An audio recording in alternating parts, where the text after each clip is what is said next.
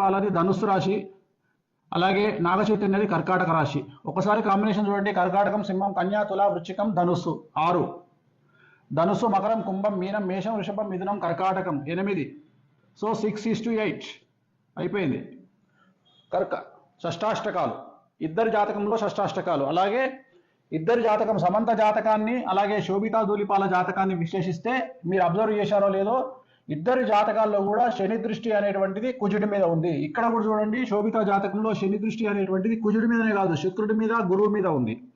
So వీరి జాతకంలో 2027 నుండి సమస్యలు ఉండే అవకాశం ఉంది. 2027 వరకు సో బాగానే ఉంటుంది వ్యవహారం. 2027 నుండి వైవాహిక జీవితంలో సమస్యలు అనేటువంటి ఏర్పడతాయి. అలాగే వీరి సమస్యలకు ప్రధానమైనటువంటి కారణం ఒక స్త్రీ మూలకంగా ఉంటుంది. ఒక స్త్రీ మూలకంగా వీళ్ళ భార్యాభర్తల మధ్యన గొడవలు వచ్చేటువంటి అవకాశం ఉంది. సో వీళ్ళ జాతకంలో నా అల్టిమేట్ స్టేట్మెంట్ ఏంటంటే, శోభిత ధూళిపాల మరియు నాగచైతన్య జాతకంలో షష్టాష్టకాలైనాయి. మీరు కావాలంటే చూసుకోండి, షష్టాష్టకాలైనాయి. ఆ ఒకటే కాదు, పర్సనల్ జాతకాలు కలవకపోవడమే కాదు, ఇవాళ పెట్టినటువంటి ముహూర్తం కూడా మంచి ముహూర్తం కాదు. కానీ వాళ్ళ జాతకంలో ఖచ్చితంగా కళత్రం అనేటువంటిది కనిపిస్తూ ఉంది. కళత్రం అంటే విడిపోవడము, కళత్రం అంటే విడిపోవడము. 7th హౌస్లో రాహు ఉన్నాడు, అలాగే లగ్నంలో కేతు ఉన్నాడు. చిన్న పిల్లవాడిని అడిగినా చెప్తారు ముహూర్తం తప్పు. అలాగే వీళ్ళ కాంబినేషన్ షష్టాష్టకాలైనే, శోభితాది మరియు నాగచైతన్యది. ఒక విషయం చెప్పాలంటే, సపోజ్ మీరు అడిగారు అనుకోండి, గురుగారు మీరు మీకు తెలిసి ఎన్ని మార్కులు వేస్తారండి ఒకవేళ నాగచైతన్యకు Samantha combination plus Naga Chaitanya Sobhita Dhulipala combination అని మీరు అడిగితే, నేను క్లియర్గా చెప్తున్నా, చైతన్య సమంత 100కి కనీసం ఒక 50 మార్కులు వేయచ్చు. చైతన్య శోభిత 100కి 10 మార్కులు కూడా వేయలేను. అలాగే సమంత జాతకం 100% బాగుంది ఇండస్ట్రీ పరంగా తీసుకుంటే. అలాగే శోభిత జాతకం తీసుకుంటే 20% బాగుంది కెరియర్ పరంగా నేను చెప్పేది. సో ఓవరాల్గా తీసుకుంటే నేను అడిగేది ఏంటంటే, నేను చెప్పదలుచుకున్న పాయింట్ ఏంటంటే, నాగచైతన్య కాంబినేషన్ ఆఫ్ శోభిత 100కి 10 మార్కులే, అండ్ నాగచైతన్య సమంత 50 మార్కులు. సో ఇంత 50 మార్కులు వేసినటువంటి వాళ్ళే విడిపోయారంటే, మరి కాంబినేషన్ ఆఫ్ సమంత నాగచైతన్య శోభిత కాంబినేషన్లో మరి నేను 10 మార్కులు వేస్తున్నా 100కి అంటే ఇంకెంత ప్రభావం ఉందో చూడండి. ఎందుకంటే శోభిత జాతకంలో చాలా ఎక్స్ట్రీమ్ ప్రాబ్లమ్స్ కనిపిస్తూ ఉన్నాయి. సో ఒక స్త్రీ మూలకంగా వీళ్ళ జాతకంలో వీళ్ళు విడబాటుకు గురయ్యే అవకాశం ఉంది. అలా జరగొద్దని కోరుకుంటా ఉన్నా, నేనే ఓడిపోవాలి, నా జాతకమే ఫెయిల్ అవ్వాలని కోరుకుంటా ఉన్నా. కానీ రైట్, ఇక వేణుస్వామి చాలా తేల్చి చెప్పేస్తున్నారు. శశాష్టకాలు ఉన్నాయి ఇద్దరు జాతకంలో, 2027 తర్వాత చిక్కులు తప్పవు. అయితే నేను చెప్పింది జరగకూడదు అని కూడా కోరుకుంటానంటూ కూడా ఆయన తనదైనటువంటి శైలిలో చెప్పుకొచ్చారు. రామేశ్వర శర్మ గారు చాలా ఆయన తేల్చి చెప్పేశారు. మరి దీన్ని ఎట్లా చెప్తారు మరి?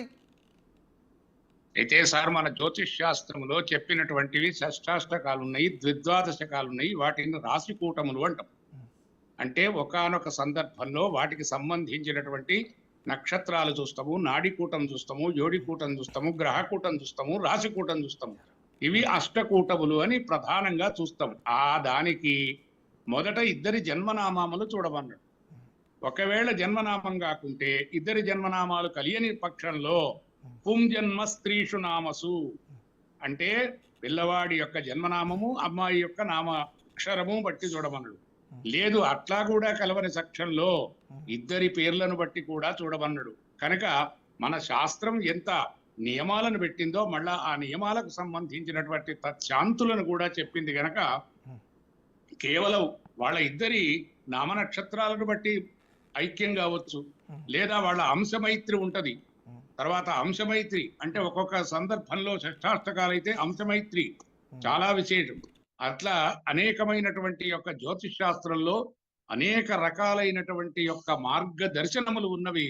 కేవలం దీని బట్టే ఫలాన్ని ఊహించి అనవసరమైనటువంటి ఇంకొక ఆలోచనకు రాకూడదు. కనుక వాళ్ళక భగవంతుడు ఆ యోగాన్నే కలగజేయకుంటే ఇక్కడ దాకా అది రాదు, అక్కడే ఆగిపోతుంది. అది జ్యోతిష్ శాస్త్రంలో ఉన్న లక్షణం. ఎందుకంటే వాళ్ళు ఇక్కడ దాకా వచ్చి కన్యానిశ్చయం దాకా వచ్చింది అంటేనే భగవద్ అనుగ్రహంలో వాళ్ళు చక్కగా ఐక్యత కావటానికి ఏదో ఒక అద్భుతమైనటువంటి ఆ భగవత్ శక్తి ఏదో వాళ్ళని కలుపుతుంది. రేపు కూడా వాళ్ళు భవిష్యత్తుగా చాలా చక్కగా ఆనందంగా జీవితాన్ని సుఖవంతంగా ఉండి ఆనందపడాలి అనేటువంటి యొక్క కోరికనే మనందరం కోరుకోవాలి. అటువంటిదే జరుగుతుంది. రమేష్ శర్మ గారు మీరు బాగా చెప్పారు, చక్కగా చెప్పారు, పాయింట్ చెప్పారు. అయితే ఒక విషయాన్ని అబ్జర్వ్ చేయాలి మనం. ఇది వరకు వేణుస్వామి చెప్పినటువంటివి అన్నీ కూడా తారుమారయ్యాయి. ముఖ్యంగా రాజకీయాలకు సంబంధించి తారుమారయ్యాయి. అదేవిధంగా మిగతా అనేక విషయాల గురించి కూడా తారుమారైతూ వచ్చాయి. అప్పుడు ఆయనే తన తప్పును ఒప్పుకున్నాడు. సో నాకు తప్పు అయ్యింది, నాకు ఇది భవిష్యత్తులో ఇలాంటివన్నీ చెప్పను, జాతకాలకి ముఖ్యంగా సెలబ్రిటీ జాతకాలకి దూరంగా ఉంటానంటూ కూడా ఆయన ఒట్టేసినటువంటి పరిస్థితి. మళ్ళా ఈరోజు తెరపైకి వచ్చారు, ఆయన పాపులారిటీ పెంచుకోవడానికి ప్రయత్నం చేస్తున్నట్టుగా అర్థమవుతోంది. సో ఇలాంటి చర్యల వల్ల జ్యోతిష్యం పట్ల లేదా నిజమైనటువంటి జ్యోతిష్యాన్ని నమ్ముకున్నటువంటి వాళ్ళ పట్ల చిన్నచూపు ఏర్పడదా? సార్, జ్యోతిష్యాన్ని ఎప్పుడు కానీ మీరు జ్యోతిష్యం మీద విశ్వాసం ఉన్నటువంటి యొక్క ఎవరైనా సనాతన ధర్మ సాంప్రదాయ సదాచారాల మీద ఉన్నవాళ్ళు ఇటువంటివి ఎప్పుడూ ఈ భ్రమలోకి వెళ్ళిపోరు. ఇది సత్యం. ఓకే. ఎందుకంటే పురాతనమైనటువంటిది శాస్త్రాన్ని మీద కానీ సన్మానంగా కానీ ఇవాళ ఇన్ని లగ్నాలు, ఇన్ని ముహూర్తాలు, ఇన్ని ఫంక్షన్ హాల్లు, ఇన్ని కార్యక్రమాలు, ఇంత విధానంగా, ఇంత అత్యద్భుతంగా కొన్ని లక్షల వివాహాలు జరుగుతున్నవి. మరి లక్షల వివాహాలు జరుగుతుంటే ఈయన ప్రతి వారిని అదే విధమైనటువంటి యొక్క ఆలోచన విధానంలో చూడగలడా? కేవలం ఈ సమంతా వీరే కాదు కదా, ఆయన చెప్పుతున్నటువంటి వ్యక్తులే కాదు కదా, అనేకమైనటువంటి ఈ సమస్తమైనటువంటి భూప్రపంచంలో రకరకాలైనటువంటివి జరుగుతున్నారు గనక వారు ఎందుకు చెప్పుతున్నారు అనేటువంటిది మీకు తెలుసు, మాకు తెలుసు, అందరికి తెలుసు, లోకానికి తెలుసు. అంటే రామేశ్వర శర్మ గారు, ఉమాపతి రామేశ్వర శర్మ గారు, ఒక విషయం చెప్పండి. మీలాంటి పెద్దలందరూ కూడా ఎన్నో ఏళ్ల నుంచి చాలా కష్టపడి, ఇష్టపడి, చదువుకొని, ఈ శాస్త్రాన్ని నమ్ముకొని, ఈ శాస్త్రాన్ని కాపాడాలని అనుకుంటున్నారు కదా, కొనసాగిస్తున్నారు. కానీ ఇలాంటి వాళ్ళ వల్ల మీకు చెడ్డ పేరు అయితే వస్తుంది కదా? రాదు సార్. ఒక్కటి బాగా యాదించుకోండి, ఎప్పుడు ఏదో ఒక వ్యక్తి ఇతరత్రమైనటువంటి యొక్క అపప్రవద మాట్లాడినంత మాత్రాన శాస్త్రాన్ని నమ్మేయగలిగిన వాళ్ళు, శాస్త్రం అనేటువంటి దాని పేరే శాసనాత్ శాస్త్రముచ్యతే అన్నాడు. అంటే శాసించున్నది, చెప్పునది, మార్గదర్శనము చేయునది శాస్త్రం.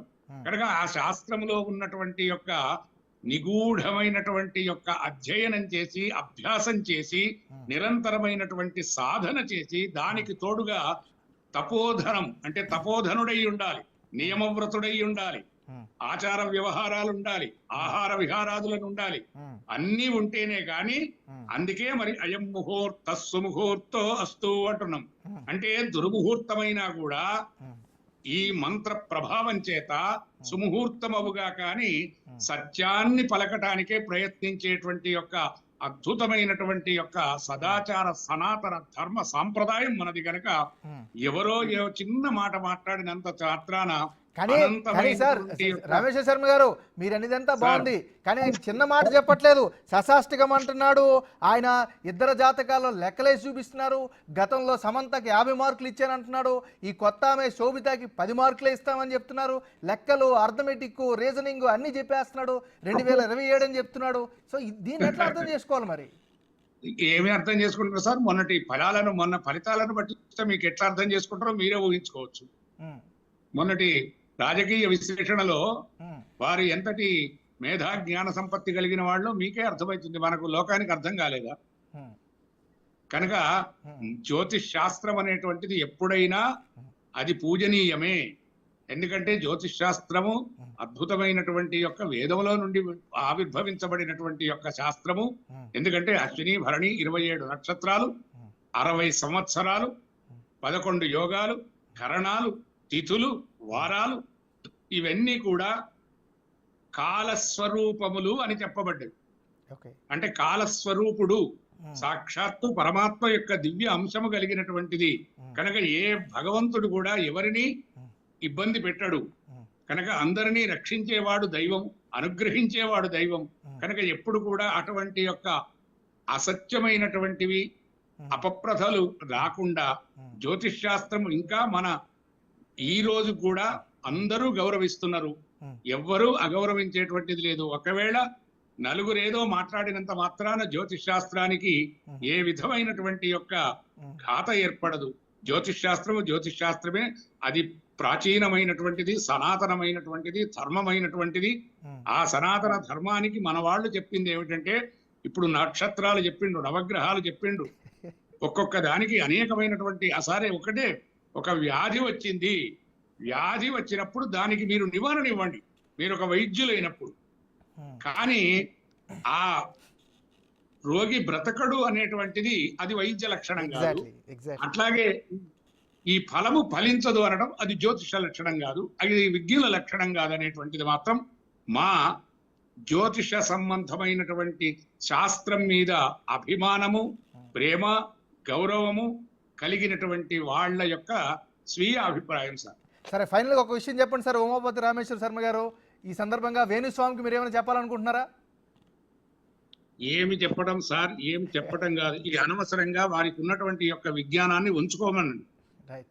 తద్వారా విజ్ఞానము ద్వారా ఇతరులకు సంబంధించినటువంటి ఏదైనా ఇబ్బందులు కలిగేటువంటి యొక్క అవకాశాలు ఉన్నప్పుడు తద్వారా వారికి సంబంధించినటువంటి యొక్క మార్గదర్శనములను చేసి అటువంటి ఏ విధమైనటువంటి ప్రమాదములు సంభవించకుండా మార్గదర్శనం చేసి వాళ్లను ఏ శాస్త్రమైతే వారికి ఇబ్బందికరంగా ఉందో ఆ శాస్త్రములోనే మళ్ళీ ఉన్నటువంటి యొక్క నివారణము చెప్పి వాళ్లకు అద్భుతమైనటువంటి యొక్క భవిష్యత్తునివ్వాలి. కానీ ఈ విధమైనటువంటి యొక్క మాటల వల్ల శాస్త్రానికి గౌరవము తగ్గుతుంది, వారికి కూడా ఇబ్బందికరంగా అవుతుందనేది మాత్రం నా అభిప్రాయం sir. Thank you Umapati Rameshwara Sharma garu, మీ విలువైన సమయాన్ని కేటాయించి మీ యొక్క అభిప్రాయాన్ని తెలియజేసినందుకు ప్రత్యేక ధన్యవాదాలు మీకు.